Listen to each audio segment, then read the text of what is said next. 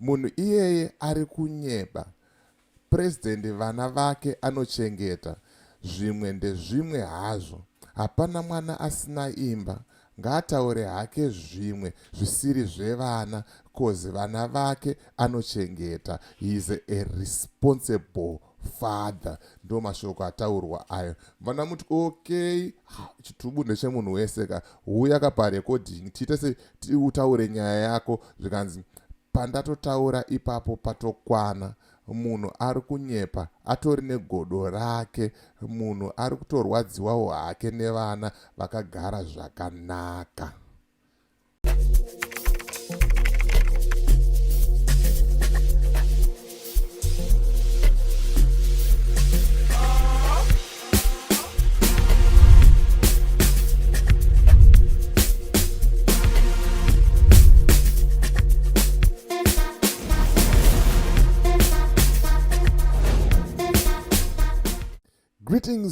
Greetings, and more greetings to you good people. My name is DJ Oli and welcome to Point 5 Creative Studios. Chitubu cha content, chitubu chisingapo, chitubu chinonwa nemunhu wese, chitubu chakavhenekwa, chikaongororwa nana mazvikokota kunzi aiwaka. Chitubu ichi chine content iri healthy, content yakachena, content iri clean, yakakodzera kunge chikonsumwa nemunhu akaita kunge iwewe. Ndosaka uri panapa muzuva ranhasi. So if it's your first time here, dzvanya subscribe button and the notification bell so that you don't miss out on any exciting content uploaded. Asi kana ungo wagara uri mugari wepanapa, dango kutenda nekuti aseni nekukurumidza kubhadhara rent. Thank you very much for supporting Point 5 Creative Studios. Right, kune vanga vaneni vagari wepanapa vanogara vachiona channel inoi. Pane video rataisa makuseni rasekuru vachikomblena kuti mukwasha zukuru wavo President Emerson Mnangagwa havasi kuchengeta vana. Zvinhu hazvina kumira zvakaita sei,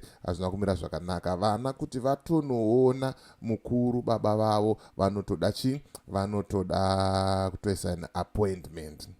But sezvamunoziva chitubu hachina rutiviro rwachakaita sei, rwachakarerekera. Pane munhu andibata ndikamuti uya akatiite recording anenge atya kuzikanwa izwi rake here, kana kutiwo hamenoti chii, kana kuti titi varakashere, kana kuti chii. But ini ndinongouya nazvo sezvazviri neumbowo ihwohwo ndokupai zvaakwamuri kufuga kana kuita sei, kana kuwarira. Munhu ari kutaurawo kuti aiwa President ED is a responsible father. Vanochengeta vana vavo. Hapana kana vana vavo vese asina chi, asina imba.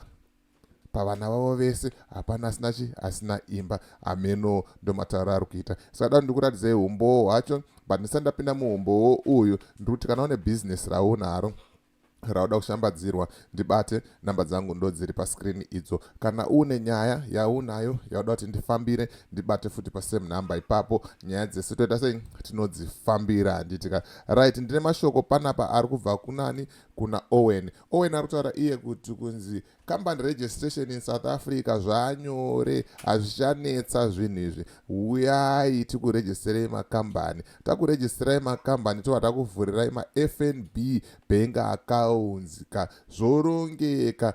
Panonge munhu angachitaura achiti hanzi mabank accounts aya anongovharwa at any time. Aiwa ka bank rikakuti tisenda madocuments akati, unofanira kungotumira madocuments zvatopera.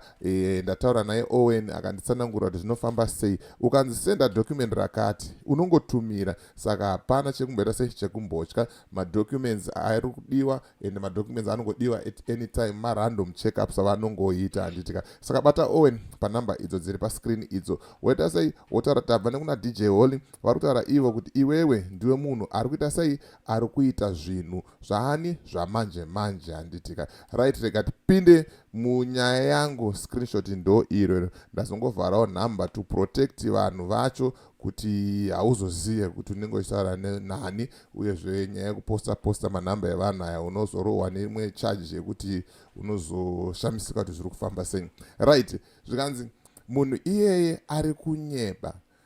President vana vake anochengeta. Zvimwe ndezvimwe hazvo. Hapana mwana asina imba.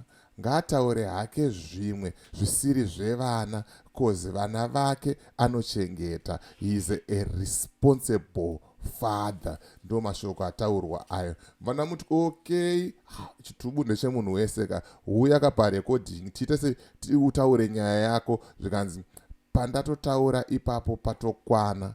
Munhu ari kunyepa, atori negodo rake, munhu ari kutorwadziwawo hake nevana vakagara zvakanaka. Ndo mashoko aripo aya amenoti unomaonawo sei kuti zvakamira sei, ndo zvataurwawo nemunhu anenge ari close source kune mukuru, kuti hanzi vana vemukuru vakatogara zvakanaka, zvinhu zvese, hapana mwana asina imba pavana vese vemukuru handitika. Right, ndisandabva pana padangokuudzai nezvegwenzi rePhytomed. Kana uri kuJoburg bata namba dziri kuJoburg idzo dzakanzi My Robert, kana uri Cape Town wobata dzakanzi Fochi, kana uri kuZimbabwe wobata dzakanzi Nyari. Gwenzi rePhytomed riri kuita basa, riri kushanda ende riri kudya basa. Saka make sure waita sei, wabata namba idzodzo, wobata vanhu ivavo vanoita sei, vanokusota at same time handitika. So yes, for me DJ Holly and the rest of the crew behind the scenes, it's bye for now. Ngatisangane muvidheo rinotevera.